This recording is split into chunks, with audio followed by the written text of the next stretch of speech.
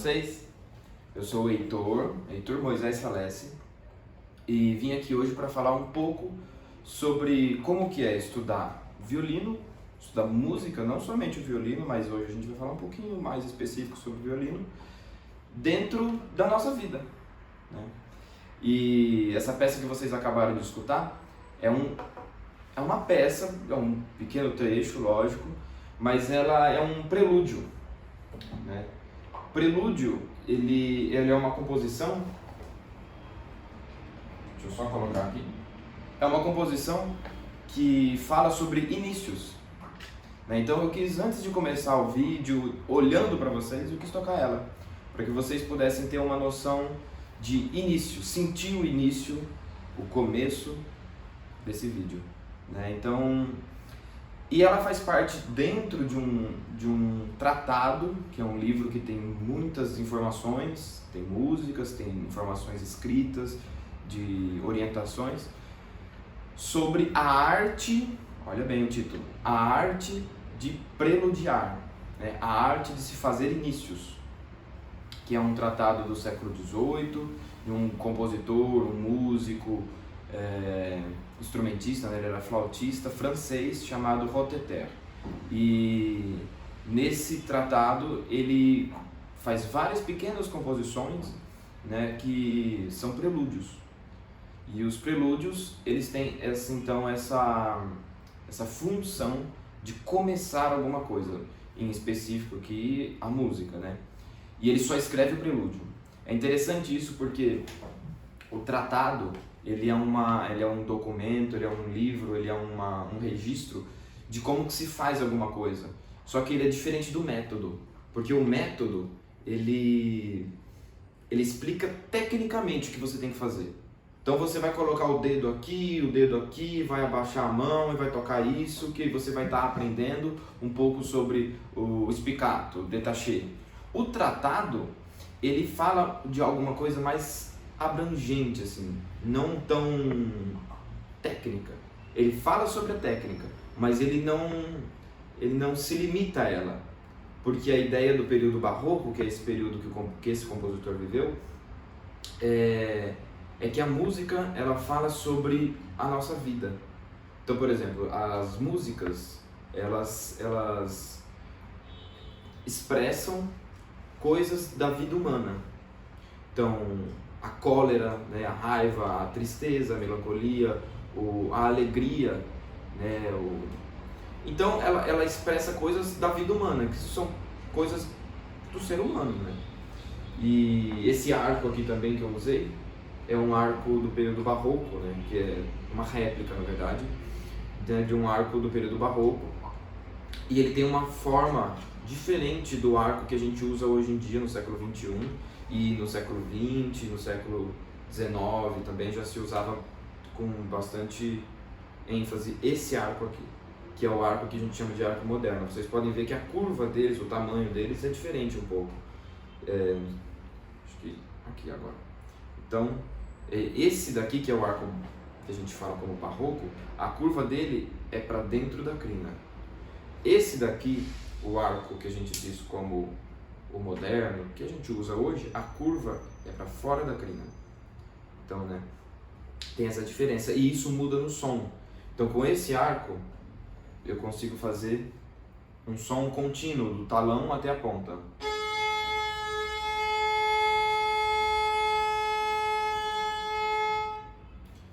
Esse arco moderno. Com o outro arco, que é o arco barroco, eu não consigo fazer isso.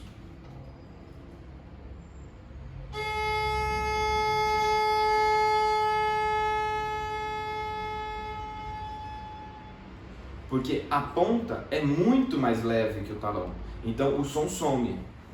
E isso é de propósito, porque na natureza, quando você tem um som, um sino, por exemplo, que é um som que é natural, você bate em algum lugar, um pedaço de ferro, alguma coisa assim, o som some com o tempo, né? Ele faz tom. Ele tem um período que ele dura um pouco, os harmônicos soam e some, né?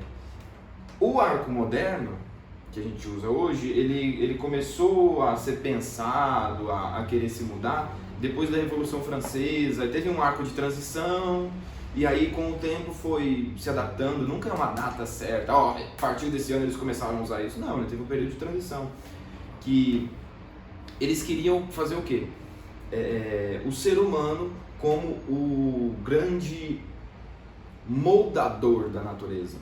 Então, uma videira que nasce, né, ela espalha a sua rama e vai se alojando onde ela consegue. Com o outro pensamento, o pensamento mais contemporâneo do que o do período barroco, a gente tem um ser humano que ele coloca a videira onde ele quer, né? Não que isso não existia antes, mas é porque a gente começa a querer padronizar as coisas. Então existe um padrão.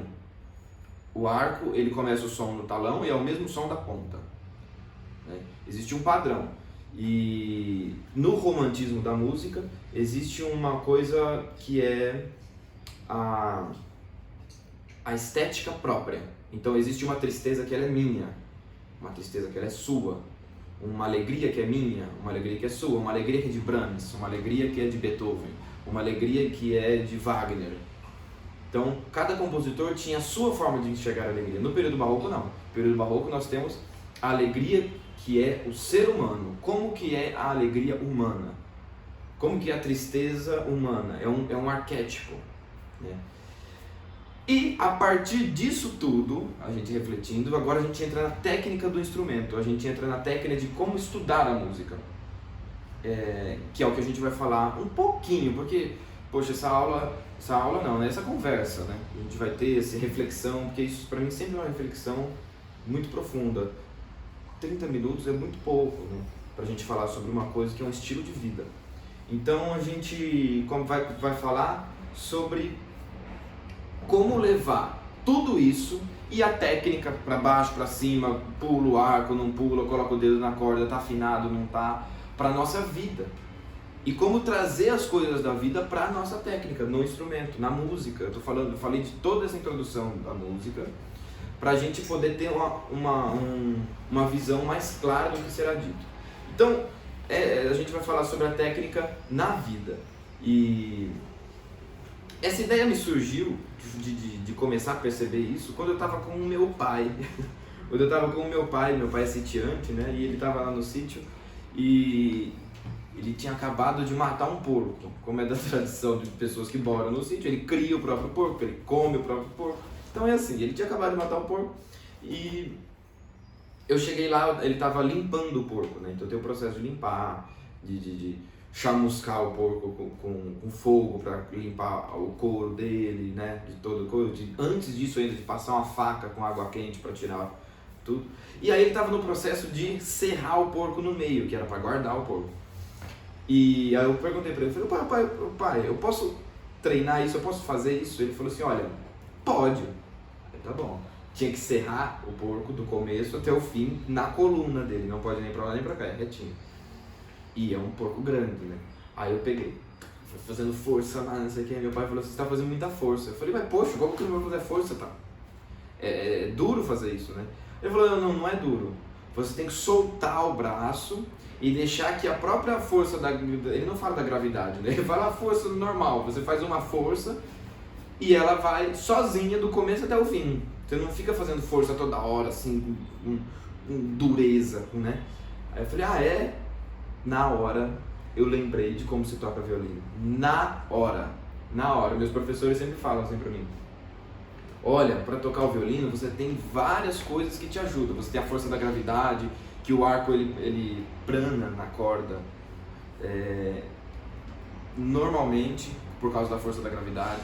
Então, você tem muitas coisas que te auxiliam, que são naturais da natureza, desde a gravidade até o seu corpo, para tocar o instrumento. Eu falei, poxa vida, tá bom. Aí eu comecei a fazer. O mesmo movimento. Eu faço um movimento e solto.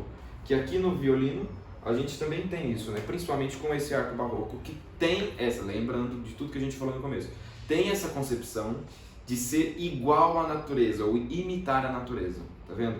Ele faz o som, o arco ele faz o som como o sino soa, quando você bate em alguma coisa, né? Então ele tem essa concepção de imitar a natureza. Aí eu falei, poxa, então deve ser igual. Se eu fizer uma força, ela consequentemente ela volta, ela tem um rebote para cima depois. E aí na hora de serrar o porco eu falei, é igual. Tchum, ele volta sozinho. É impressionante, gente. Um dia vocês têm que ter essa experiência. É impressionante. Você empurra e ele volta sozinho. Você faz menos força em um momento e mais força em outro. Que é como tocar o violino. Você tem um lugar que você faz força, que você faz... Não é força, mas você tem uma intenção, você dá um movimento, e tem outro que ele faz um movimento sozinho. Pam, tam, tam. E eu comecei a fazer aquilo. Aí foi. Aí ele falou, é assim que serra. Aí eu falei, nossa. Se isso daqui é igual tocar violino, o que mais na minha vida é igual a tocar o violino? Aí eu comecei a prestar atenção nas coisas da vida. E espalhar isso, né? Teve um outro episódio também que eu tava carpindo, não sei se vocês sabem o que é carpir, na minha terra se fala carpir. É um momento que você pega a enxada para tirar o mato, para roçar, né? Carpir, não sei falar de outra forma. Você tirar o mato com a enxada, cortar ele, né? E aí também tem um movimento que é igual ao do violino, que eu tava fazendo, aí meu avô falou de mim, não, tá muito forte, você tá tensionando muito, tá tirando muita terra do chão, não tá fazendo certo, não tá fazendo com cuidado, né? Você tem que cuidar da terra, você tem que cuidar do que você tá tirando para não tirar outra planta que você quer deixar. Tem uma série de coisas ali, tem uma ciência por trás de carpir. Aí ele falou, você tá fazendo muito. Aí eu falei, tá. Quando eu encaixei o corpo igual encaixa para tocar o violino, ele falou, é assim que faz. Eu falei, poxa vida, mais uma coisa que é igual a tocar violino.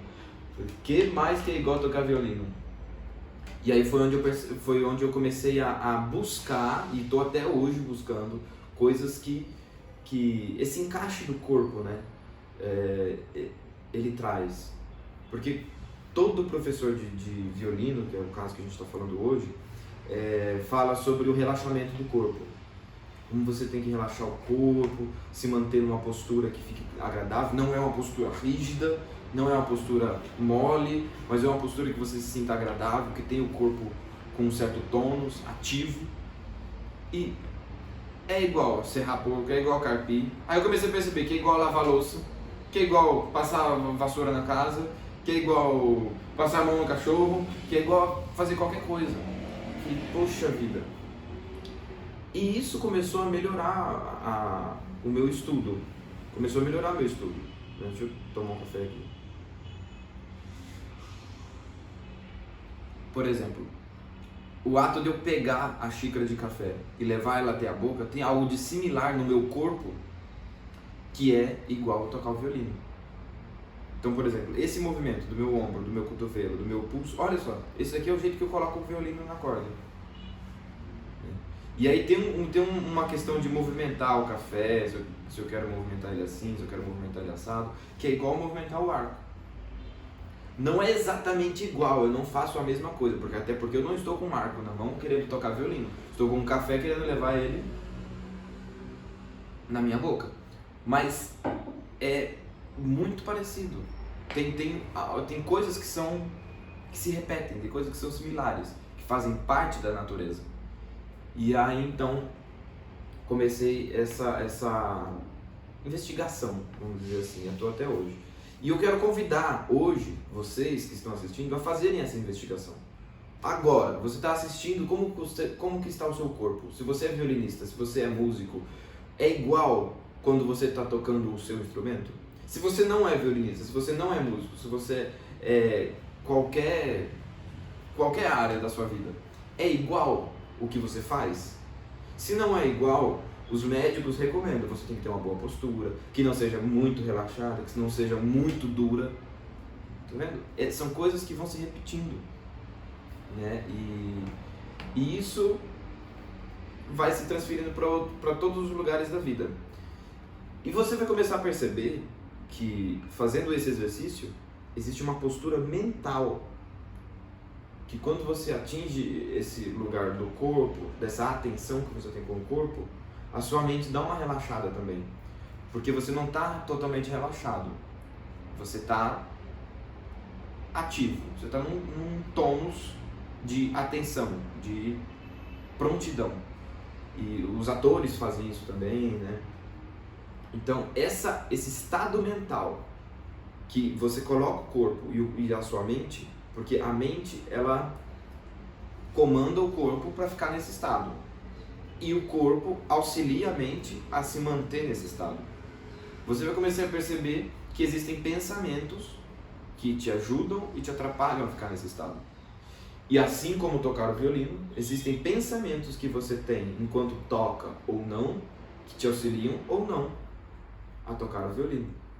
Então, a técnica do instrumento, ela vai muito além de sentar lá, como que dizem os professores, coloca a bunda na cadeira e estuda.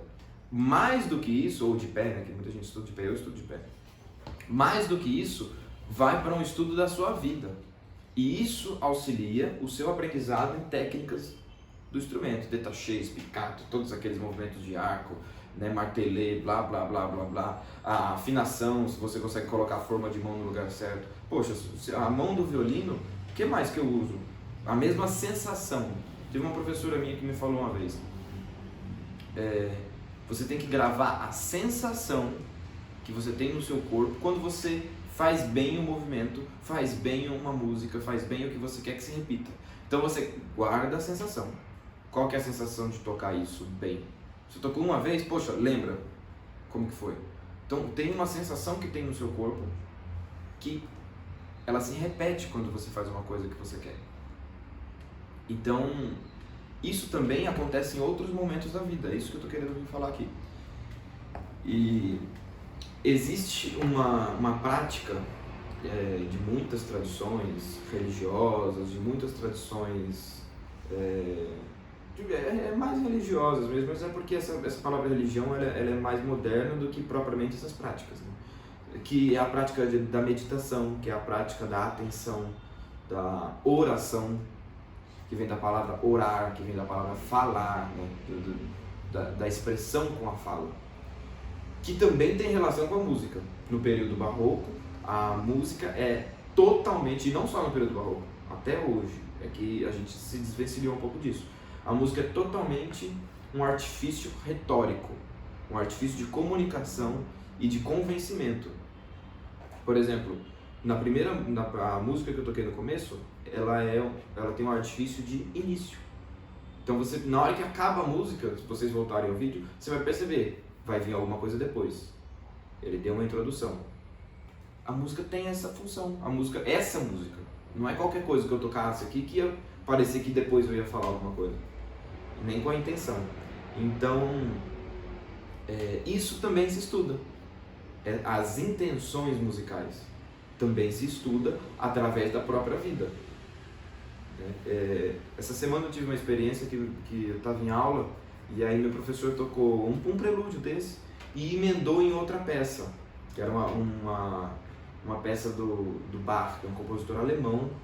Ele é mais ou menos do mesmo período, mas um pouco mais depois. Ele tem uma forma de compor ainda tradicional, mas diferente, né? Já tem gostos reunidos, que é os gostos da Europa reunidos, enfim. Ele é diferente desse compositor aqui, que é o Roteter, que é francês mesmo, do estilo de composição, que é parecido com o estilo da fala do povo francês, né? E aí ele fez a transição de uma peça dessa para uma peça de Bach, se não me engano era Partita 1, não lembro qual peça agora, que ficou perfeito. Eu falei, cara, parece que uma música emendava na outra. E não é que emendava na outra, a música em si. A música era totalmente diferente, queria dizer outras coisas. Mas o que ele fez foi a intenção emendar uma na outra. O afeto, que é uma palavra muito que eles usavam no período barroco na música. Então, o afeto de uma música ser emendado à outra, né? E isso ele conseguiu fazer porque o domínio, vamos dizer assim, da mente, o domínio da psique, o domínio das emoções, ou pelo menos tá fazendo, tá praticando isso, né? A prática de estar em contato com as emoções dele já é algo maduro. Então ele conseguiu mudar a emoção da música, conseguiu mudar o afeto da música e emendar um no outro. Não é uma coisa apenas técnica, porque a técnica ela vem em função de alguma coisa, que é em função disso, da arte, né, na música. Então esse estudo da musicalidade, do afeto, do que você quer transmitir com a música, você pode estudar tecnicamente, que é como os românticos acabaram fazendo, por causa, lembrando do começo, por causa da minha expressão. Então o Wagner ele escreve lá na peça dele que aqui é o forte, aí você cresce para mais forte, aí você diminui para muito pouco, né? Isso ele escreve como se deve fazer, porque ele quer que seja da forma dele de tocar. Agora, no período barroco, não. Se você pegar essa peça aqui que eu acabei de tocar, tá aqui, ó, não tem nada escrito onde tem que ser forte, onde tem que ser piano, onde tem que ser mais rápido, devagar. Tem algumas dessas, inclusive, que não tem nem a fórmula, o compasso, para você distinguir aqui termina uma frase, aqui começa outra. Ele coloca um risquinho com uma indicação que aqui tem uma respiração, mas quem finaliza a música é o intérprete. E eles deixavam a cargo do intérprete justamente porque tinha uma coisa chamada bom gosto, que era uma forma de escolher essas particularidades, essas coisas que não estão escritas, que todo mundo tinha que ter. Então era um estudo da vida, a pessoa que tinha bom gosto ou não. Então a afinação depende do seu bom gosto, porque a afinação nesse período, por exemplo, tinham muitas, dependia da cidade que você ia. O Lá que a gente usa hoje como 440 era outro. Esse daqui, esse violino aqui, estava afinado em 430 Hz. O Lá. Hertz nem existia na época do período barroco, do Walter Terra. Hertz é uma pessoa. O Lá hoje que a gente usa, a nota Lá, ela é 442 ou 440 Hz. Mas na época, cada lugar que você ia tinha uma afinação diferente. E não existia uma afinação boa ou ruim. Existia algo afinado. Que o seu ouvido e o seu juízo de bom gosto decidiam. Então você tinha que estudar o bom gosto. Como que se estuda o bom gosto? É na minha forma de sentar, na minha forma de falar. Eu não falo qualquer palavra aqui. Às vezes eu falo uma ou outra para impressionar. Eu não uso qualquer tom de voz aqui.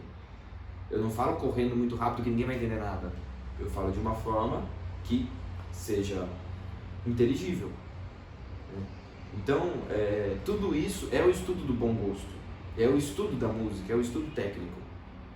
Então, essas coisas todas vão para a vida.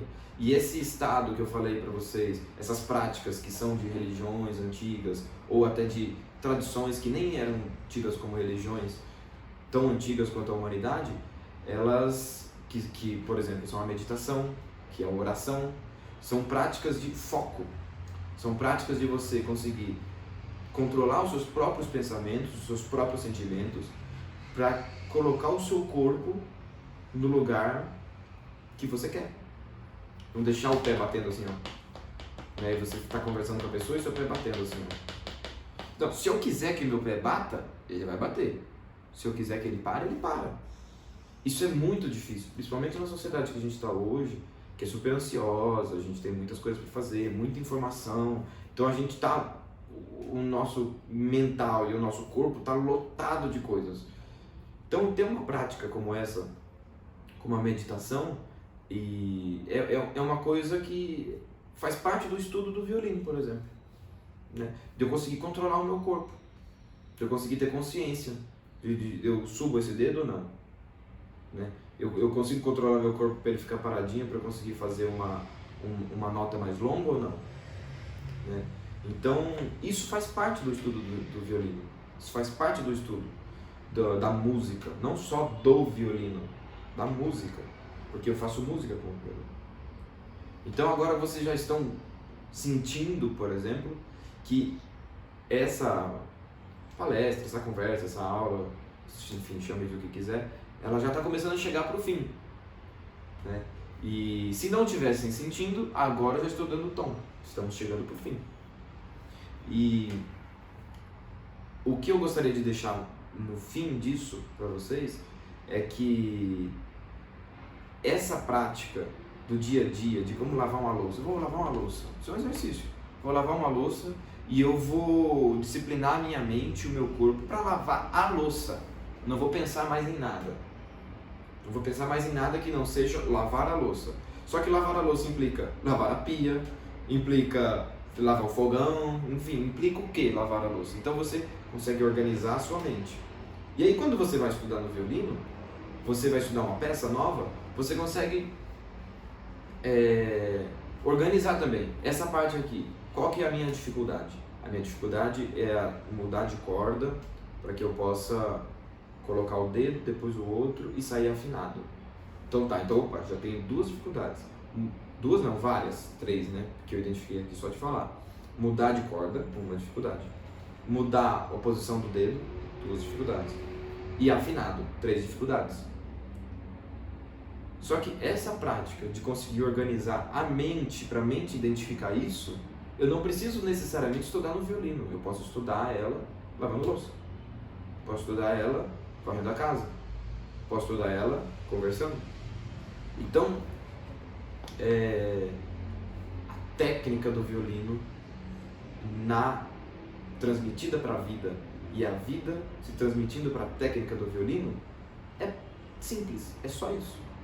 É a gente aprender a lidar com a mente e o corpo em todos os momentos da vida e perceber onde alguns padrões da mente, alguns padrões do corpo se repetem. E principalmente os músicos, eles têm uma coisa, artista, né? Mas falando específico para os músicos, a gente tem uma coisa que é de influenciar outra pessoa através do som.